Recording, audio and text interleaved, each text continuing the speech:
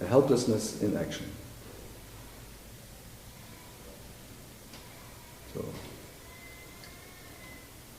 who is there to blame? Yourself. If you want to blame yourself as the absolute, and he can take it as nothing.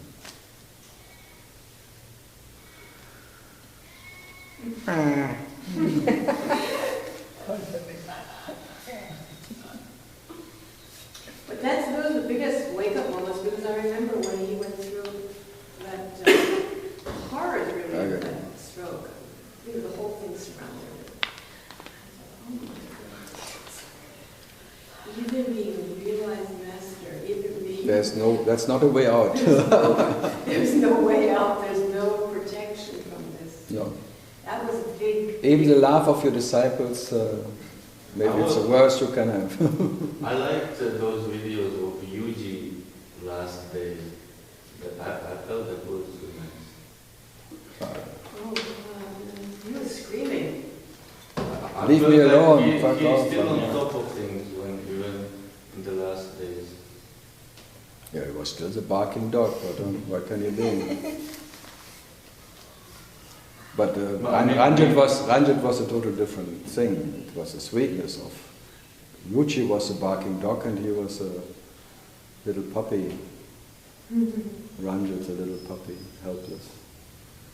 When we went to see his body, sitting in the chair, dead, you know, everybody came. He looked like a 7-year-old, his body. It was old, but it actually looked like a 7-year-old child. When I met him, you met a child. It was more like I went with one English guy and one American, and they were sitting there understanding no word. And I was just, it was so natural. I understood everything. Or we just had a little chat and fun and thing. It was really hard to understand him, his voice and everything. Yeah, especially from another language. Yeah, so it goes. It's so sad. No, it's just a nice pointer that even as when you are, that you cannot escape the destiny. I was shocked actually. I thought they would. Yeah, that's existence takes care about that guy, you know. It takes care about nothing. Existence never cares about anything. This carelessness applies to everyone. To him, to Sanjay, to all the masters, there is no exception. There is no one who is treated better. It's blind. Existence is blind to itself. Totally blind. But this is like one idea one has. If I realize myself, if I enlighten, then existence takes me in its hand and will take care about everything. It took care before, but not as you like it. And it will take care about again as you are not like it. That's why the only difference is that you're not there to like it or dislike it. No, when you are what you are the raper and the raped and whatever, and you cannot, it's no way out that you treat yourself as you treat yourself. And only yourself can treat yourself so badly, without any mercy. There is no mercy in anything. And it doesn't care. It's not sad, it's just the way it is. And being treated by oneself as one is treated, so what? So if you're absolutely responsible for all these so-called sad things and bad things, so what?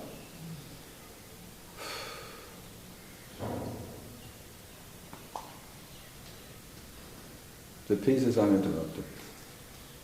And you cannot be harmed by yourself. Never ever.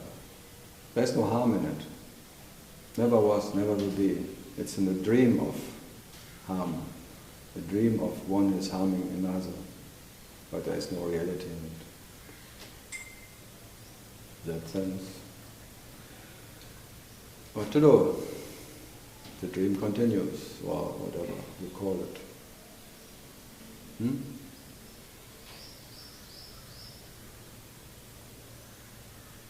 Yeah, but it's a good pointer that even the masters or the so-called realized ones and the enlightened ones have no special Ending.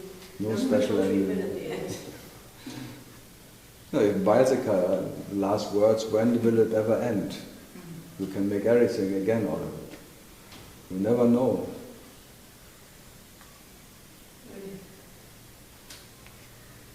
What to do about her?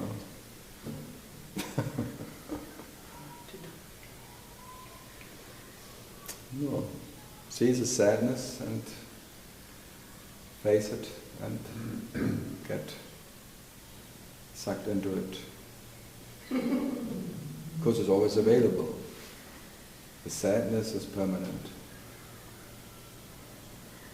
Much more permanent than this fleeting happiness ideas. It's always like this very solid sadness of loneliness.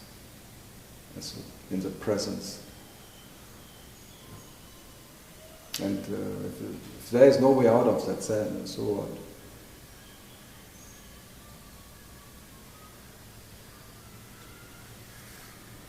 Then it can be, it doesn't. I thought it must be biological, because my family was such a miserable family. I thought the sadness that's still in me must be in my cells. Yeah. I was looking for some other reason. No, as I said yesterday, it's the sadness of God knowing Himself.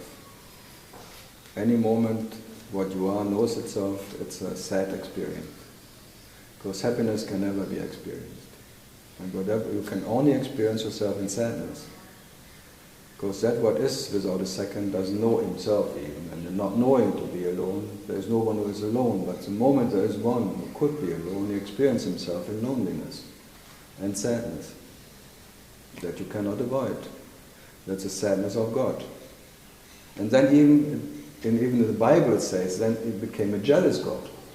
He even becomes jealous about himself. There's jealousy of God. That God, as in his nature, he becomes two. That becomes his own devil. He becomes jealous about his own absolute nature because he is envying himself, not being himself. And then he starts this drama story in the Bible, all this drama and fighting and things, out of that base of jealousness and fighting and warrior and anger coming. So it's the anger of God. Of who else? If there's a feeling of being angry and being fed up and things, who else is fed up with himself? Who is angry? Where does it come from, this anger, which runs in everybody? It's aggressive, but it's aggressive, coming from the same grace as everything. It's aggressive in its nature. So grace in being angry about itself and not showing mercy to itself. Talk to people, talk to anything. In everyone there is like a beast. There's an underlying anger covered by civilization, by concepts. But if you allow it to come up, everyone is a beast.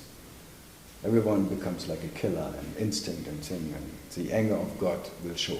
Like if you give soldiers a good reason to kill, they shoot immediately. They're just ready. Every young boy, everything is ready to kill and get rid of this anger and being aggressive and thing. If you give him a good reason, they do it. The most peaceful one will shoot, if you give him the right reason. Because this anger of God is everywhere. The Mahabharata shows it. Families fighting against families, friends fighting against friends, and things. There's always this being fed up with what? Himself. And then things happen. So what to do? So maybe you're testing your guru by making him angry, and then you think, oh look, I made it. Even he cannot stand it. Like Nisargadatta, I liked him because he was full of anger. Yeah. He was just showing it and doesn't make it a special thing. This aggression in him is life energy, so showing itself as that. What's the problem with it? Yeah. It's just we name everything, and that's the problem. We name everything. We make it bad because we are afraid of it. We want to tame it. We want to keep it away, the dark side, whatever. The more you keep it away, one day it will explode. So what? Then maybe you really become trying to avoid sadness is really sad. Then you're sad. But maybe it's natural that you don't want to be sad.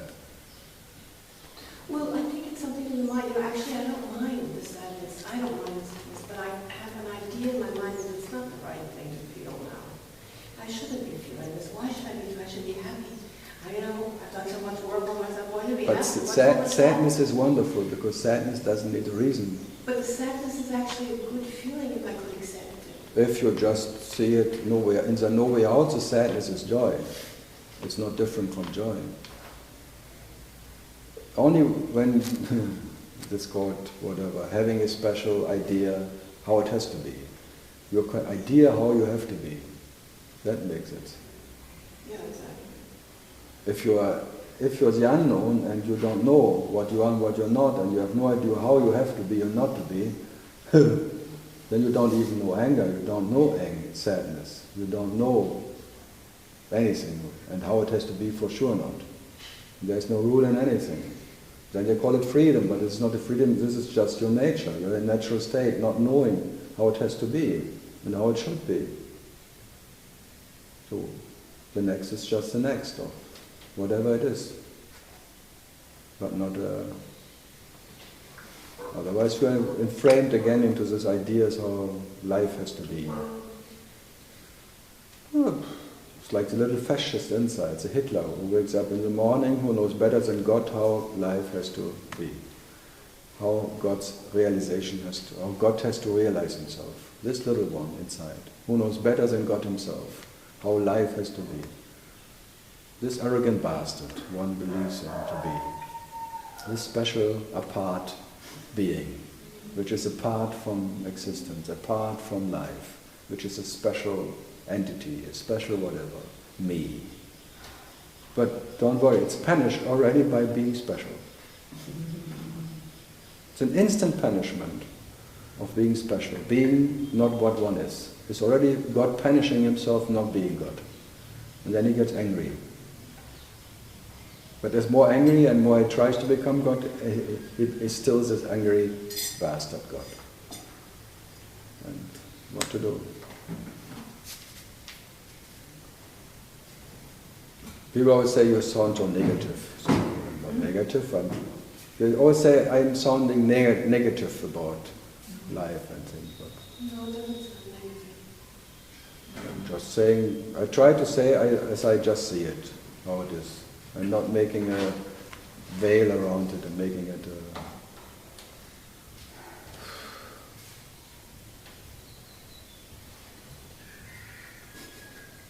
Let me say, just to make a funny joke, it was Ranjit Maharaj. She once said, like you have, you have to.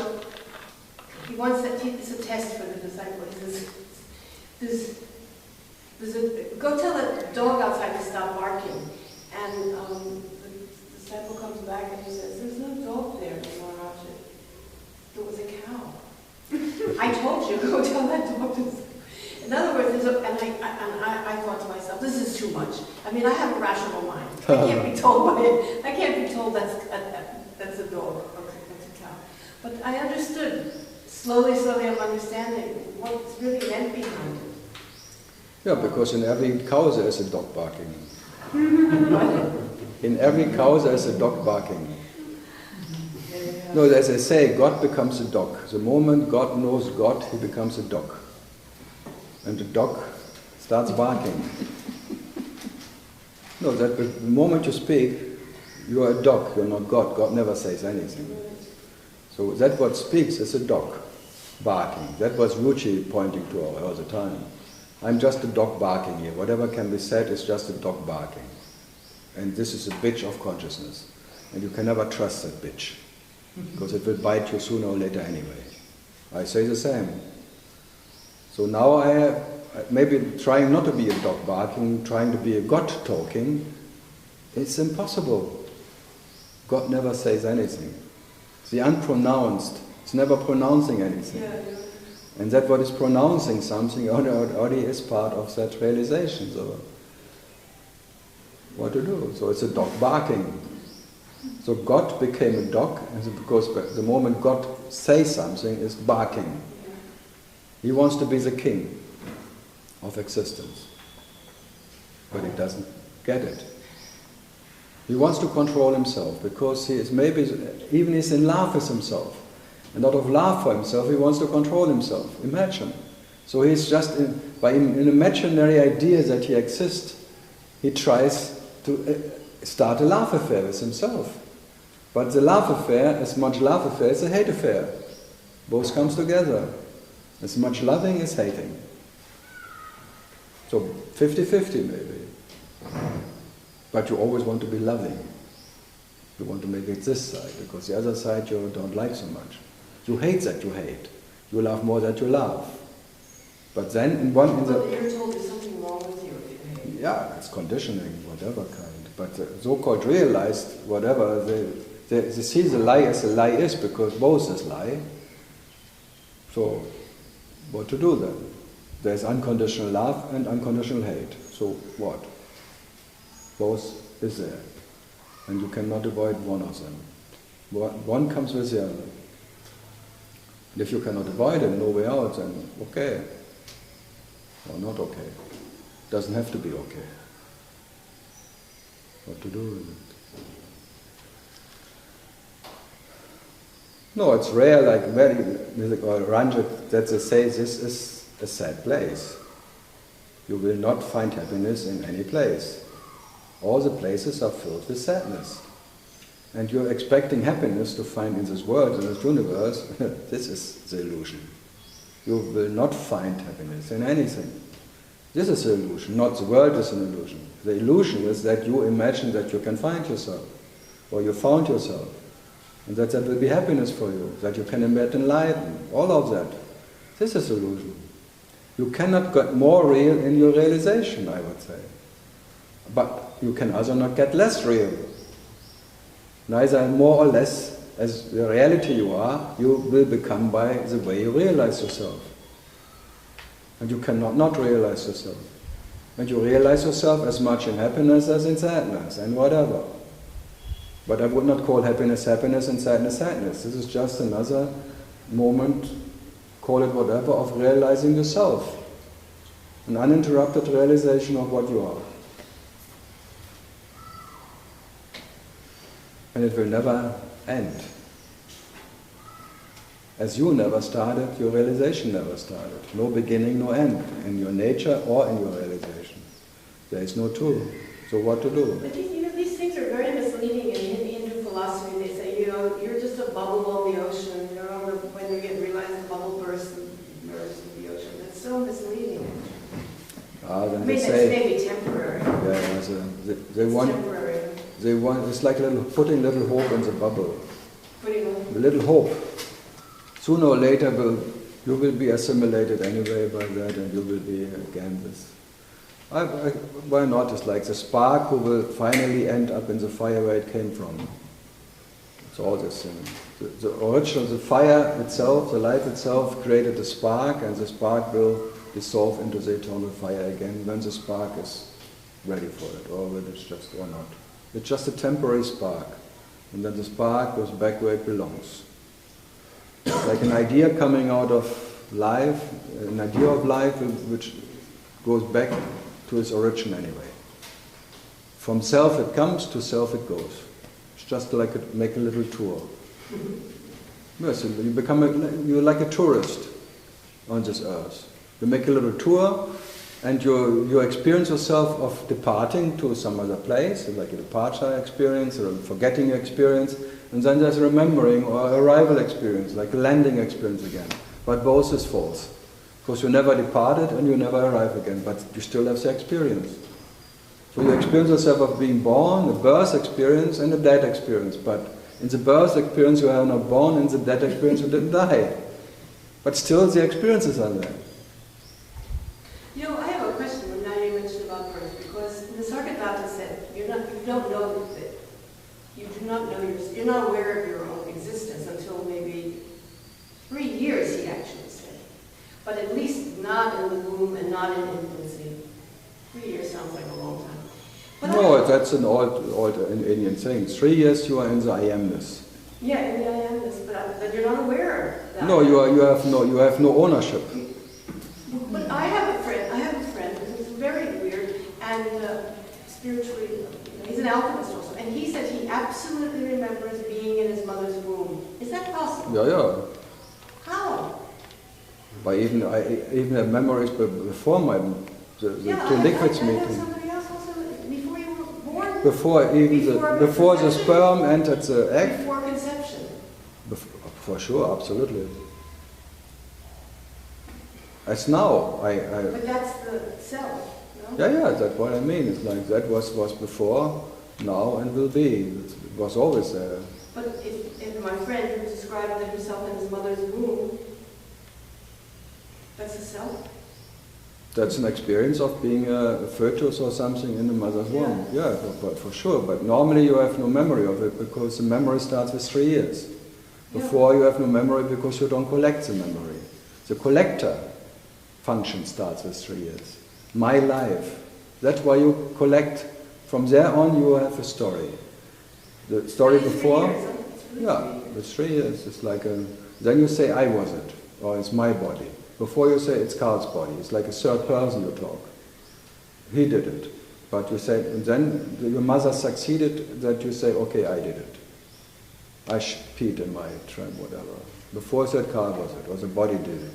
You didn't take responsibility. But then you take responsibility for your doership.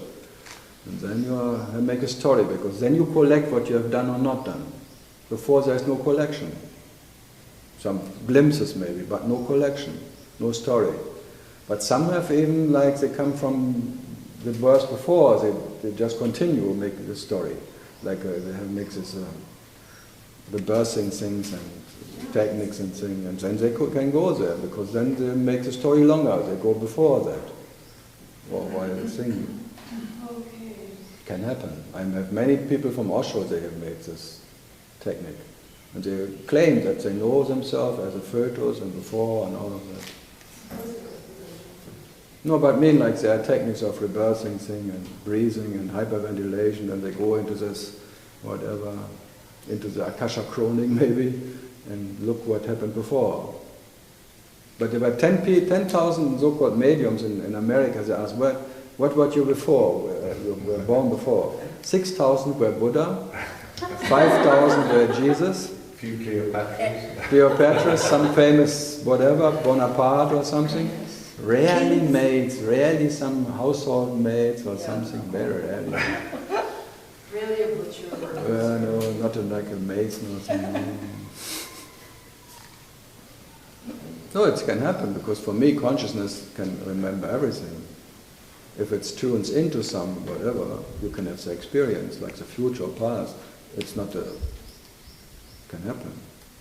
For some it's even, they have to concentrate that they stay here and not going totally into some other blah blah blah, mediums or something. It's just there already with the perception that going through all that was before. No idea. It's all possible. Yeah, but so it means his consciousness was very awake already. No, it's not his consciousness.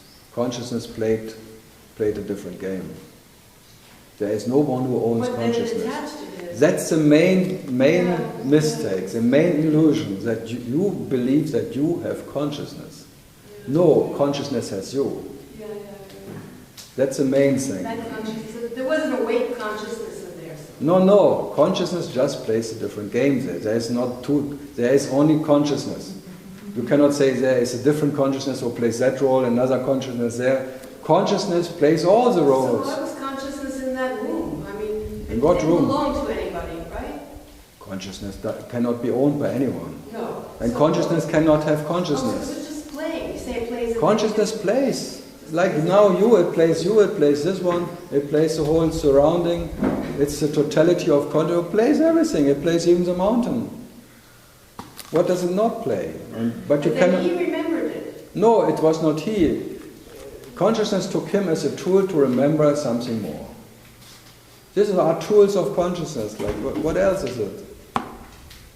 There's only one total puppet here, who creates many puppets. That's his consciousness, creating all the puppets and playing with himself, because the puppets are not different from himself. But there is no second consciousness. Yeah.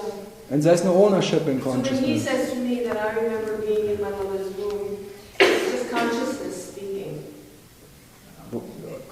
There is nothing else as consciousness, speaking, listening, doing or not doing. I don't know why this is not sinking in as deeply as it should. No, it's like it's always it's like a deluded of the idea that my consciousness, my body, this guy. We said when you could just drop the mind, you will be fine. What else? If you call it life or consciousness, or there is no second edition. That's all. There is no second edition of life or consciousness or existence. That is non-duality. Oh, right. And then the person speaking is just an illusion. It's part of the illusion. Yeah, even a person says this is an illusion. It's part of consciousness playing with itself. Yeah, that's called cosmic consciousness, who lost his ownership, which is consciousness, but doesn't even know cosmic consciousness. By being consciousness, you don't have consciousness. So being what you are consciousness, but you don't know any consciousness. But having consciousness, then comparing your consciousness with other consciousness, and why him, why not me, then you are in this illusion of look at them. My consciousness is better than you. Then consciousness compares consciousness. What a joke, huh? Whatever you can have is shit. It's all impersonal. It's all impersonal. It's neither personal or impersonal. Neither. If you call it impersonal consciousness, then it's already two consciousness. Then there's a personal and an impersonal. Already two. There's neither personal or impersonal consciousness. There's only consciousness who doesn't know consciousness. That is Shiva in its nature. And not impersonal, interpersonal consciousness. It's neither personal. It plays personal and it plays impersonal. But it's neither personal or impersonal. Otherwise, who makes a difference? Anyway. And who needs to make a difference? Me.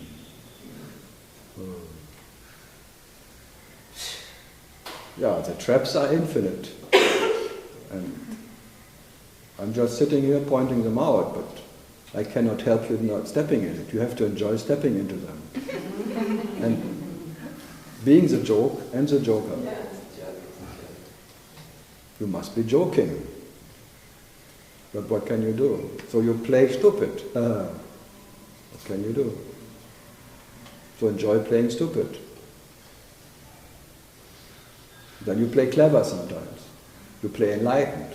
You play awakened. And you play unawakened. All is a play. I call it a divine play. And the divinity is not more or less by it. It's always divine, not more or less divine. It's all divine. Who said it? Ramakrishna. Even there's as much divinity in the cunt of a bitch, a dog, as in the, I would say, the balls of the Pope.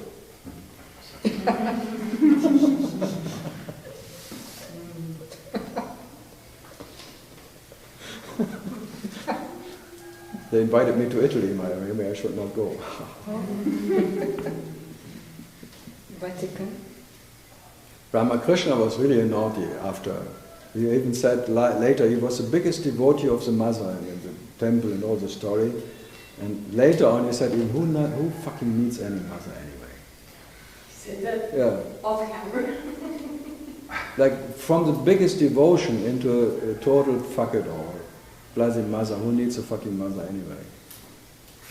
Who said that? How do you know this? What? How do you know this? I read things, I listen to people. People reported it? Yeah, even Yuji was reciting Ramakrishna all the time, his naughtiness. Ramakrishna was known as very naughty later. Very talking dirty, talking shitty. And people have this image of him as the holiest of the holiest, of the white one. No. Yeah, because of the story of the mother. His image from being a devotee to the mother in the temple and suffering from the love and passion and things. But the story later, no one is interested. Because everyone wants to have this, Jesus, Jesus, and love and thing. But Christ is the destroyer He becomes a Shiva figure who destroys everything. He destroys all the ideas of love and family and universe, and he brings war to the world and fire. Where listens to me, it will be in fire and will burn down to ashes. No word of love anymore from Christ. The last, when he came out of that. The Thomas Gospel is really the total opposite to all the other Gospels. And I like it in that way. So there's always two stories. The Jesus, and then comes the Christ. I can make advertisement now for my publisher. Oh, you redoing the... No, they made. Series I made for Thomas? 7 years. I went to France and made talks about the Thomas Gospel because there was a guru who died 2000, and they needed someone who explains them the Thomas Gospel. And you did that in English or what language? French English. translation. Yeah, I spoke sometimes German, sometimes English. They translated it, but now a book came out in France. Ah, okay. Thomas. Now it comes in December. It comes in Bombay. In which language? In English. Oh, wow. Translated. No, I like the Thomas. He's in China, he's somebody. He went to India afterwards.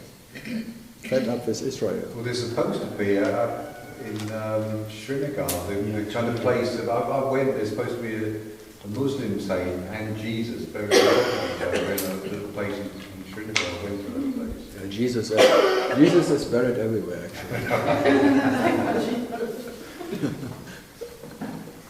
There's every cave in Himalaya, Christ was staying there. Look, Jesus Christ. They say Christ was here. After he went into the blue, he went to India. Not into the sky, he went to India. It was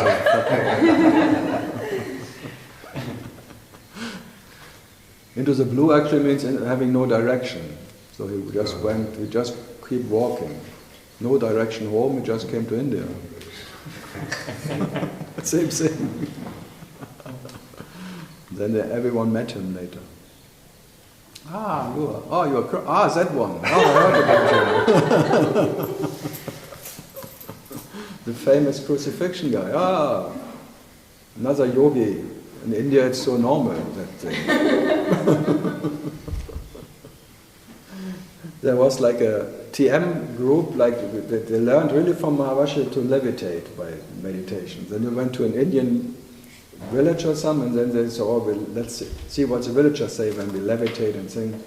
And they did their job levitating there, and the villagers coming by and not even looking at it. And then the one would say, well, why do you, look, we're levitating, this is something very special, supernatural, tralala. Well, that every baby can do in our village, since thousands of years. But the best story is he can talk about, if you want to call God, there's a joke about a phone call to God. That's his, I can say. You go to, one guy wants to call God, and he goes to Vatican and says, there must be a phone I can call God. And then the guy says, it's 5,000 euros. Whoa, that's too much. Then he goes to Mecca, and maybe they have in a mosque, they have a cheaper one, 10,000. Or I go to Jerusalem, there must be closer to it, 50,000, call to God. Okay, he gave up. Then he went to India, to some ashram and so on, to some temple and thing. I asked everyone, but I really gave up. You think I can call God? How much is it? 5 rupees. Why is so cheap in India? Yeah, it's a local cove. You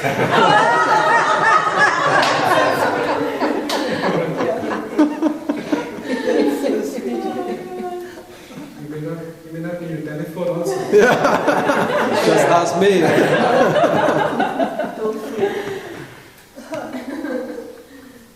No, that shows like this in the ashram. Only India is the land of where the gods are celebrating. Maybe it is. Who knows? Why we are here? We want to have a party. Maybe a fun story.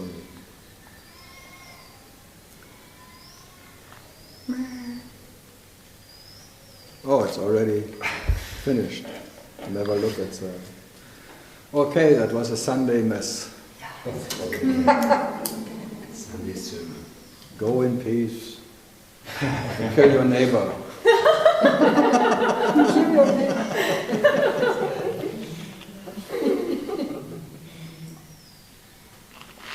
Okay. Okay, thank you for going. Huh? Yeah.